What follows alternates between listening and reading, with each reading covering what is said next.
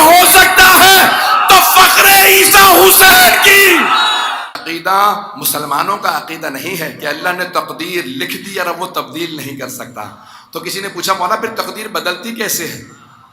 توجہ پوچھا مولا تقدیر بدلتی کیسی ہے؟ کہا اپنے ہونٹوں کو ہلاؤ اور اپنے حجت خدا کو مخاطب کر کے کام کہو.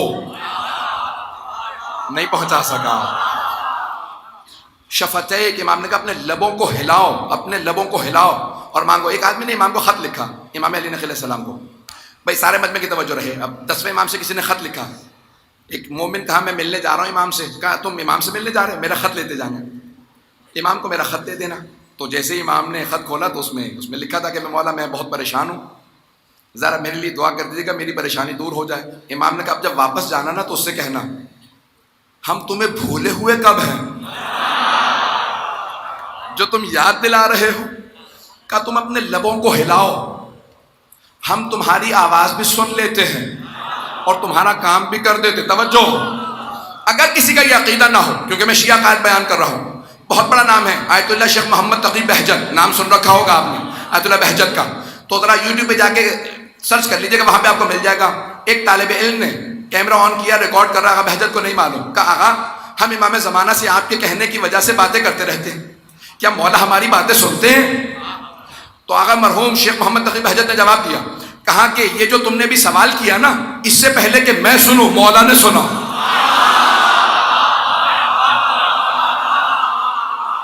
اس سے پہلے کہ میں سنوں مولا نے سنا. اور یہ جو میں جواب دے رہا ہوں نا، اس سے پہلے کہ تم سنو مولا میرا جواب سن رہے ہیں. کہ ہم کسی ایسے ویسے امام کے ماننے والے نہیں ہیں. یہ زمین تو کیا ساری کائنات جس کا طواف کرتی ہے وہ امام زمانہ ہے. ایک دو اور روایات پیش کر دو اگر سننا چاہیں. امام موسیٰ کاظم علیہ السلام،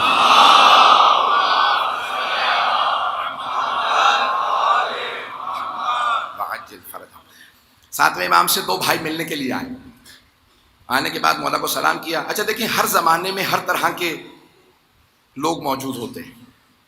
جیسے آج کے زمانے میں بھی کوئی بہت ہی مضبوط ایمان کا شیعہ بھی ہوتا ہے، کوئی بیچارہ ضعیف الایمان بھی ہوتا ہے. آپ تو ایسے خاموش ہو گئے بس میں ہی جانتا ہوں. جیسے بھائی آپ سب جانتے ہیں حضرات کو ہاں ہوں کرتے رہے تاکہ مجھے پتہ چلے کہ آپ لوگوں کو پتہ ہے. ایسا ہے یا نہیں ہے؟ تو اب ہر زمانے میں نا ہر طرح کے لوگ ہوتے ہیں. تو وہ دو بھائی ملنے گئے تھے، شیعہ ماننے والے تھے امام کے. آئے امام کو آ کے سلام کیا. امام نے دونوں کو دیکھا، مسکرا کے ایک سے کہا کہ تو اس راستے میں مرنے والا تھا، یہ جو تم حج کے لیے چلے ہو مجھ سے ملنے آئے ہو نا. تو دونوں میں سے ایک بھائی سے کہا تم اس راستے میں مرنے والے تھے، تمہاری موت لکھی ہوئی تھی، تمہاری قسمت میں موت لکھی ہوئی تھی. اس نے کہا آپ کو کیسے پتا؟ امام سے کہہ رہا بیچارہ. تو کہا آپ کو کیسے پتا؟ امام نے کہا کہ پہلے پوری بات سن لے پھر سوال کرنا. کہا جب تم چلے نا تو راستے میں تم دونوں اپنی پھپھی سے ملنے گئے تھے. اس نے کہا مولا گئے تو تھے، کسی کو بتایا نہیں، آپ کو کیسے پتا؟ امام نے کہا ابھی بھی پورا نہیں سنا، بیچ میں بولے چلا جا رہا، پتہ نہیں لوگ ہیں یا نہیں.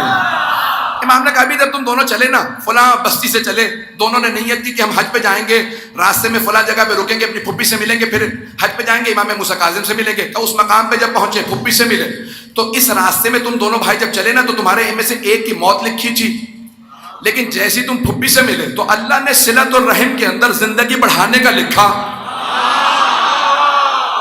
صلۃ الرحم یعنی اپنے خونی رشتہ داروں سے ملنا، اور قطع رحم یعنی خونی رشتہ داروں سے واسطہ توڑ لینا. کہ جو قطع تعلق کر لے اس کی زندگی کم ہو جاتی ہے، جو صلہ رحم کرے زندگی بڑھ جاتی ہے. تم دونوں پھپھی سے ملے، تمہاری زندگی بڑھ گئی. کہ مولا کتنی زندگی بڑھی ہے؟ کہ 5 سال. جس دن پھپھی سے ملا تھا اس دن سے لے کے 5 سال لگا لے. دوسرا بھائی کہتا ٹھیک 5 سال بعد میرا بھائی مر گیا. میں نے کھڑے ہو کے فوراً مولا کو سلام کیا، جو بغیر دیکھے بتا دے کس کی زندگی کم ہو رہی ہے کس کی بڑھ رہی ہے، اسے حجت خدا کہتے ہیں. کہ میں توحید بیان کر رہا ہوں آج دوسرے دن، اور آپ اس حضرات اس محبت سے عقیدت سے آپ حضرات مجھے جو داد دے رہے ہیں، میں اس کا مستحق نہیں ہوئی. آپ کی عقیدت ہے جس طرح سے آپ سن رہے ہیں، جس حسن سماعت سے آپ نے مجھے نوازا، میں انتہائی ممنون ہوں. آپ تمام حضرات اپنے برادران کا، بزرگوں کا، اپنے بچوں کا، سب کا ممنون ہوں. عزیزان گرامی، حضرت عیسیٰ کے مقام سے گزر رہے تھے. روایت آپ نے سنی ہوئی ہوگی.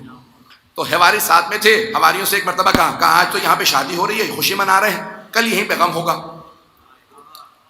اگلے دن جیسے ہی حواری واپس آیا, پھر دیکھا وہاں پہ خوشی ہے. کہا کہ یا عیسی ابن مریم ہے, مریم کے بیٹے ہیں حضرت عیسیٰ, آپ نے کہا تھا صبح غم ہوگا, ابھی بھی یہاں پہ خوشی ہے. کہ پروردگار رات تو نے مجھے یہی کہا تھا, تو میں نے اپنے حواریوں سے بتا دیا.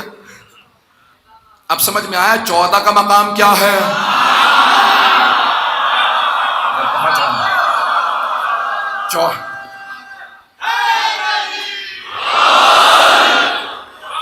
چودہ کا مقام کیا ہے, ابھی بھی میں پہنچا نہیں پکا, میں جلدی سے واقعہ مکمل کر لوں پھر اشارہ کروں گا.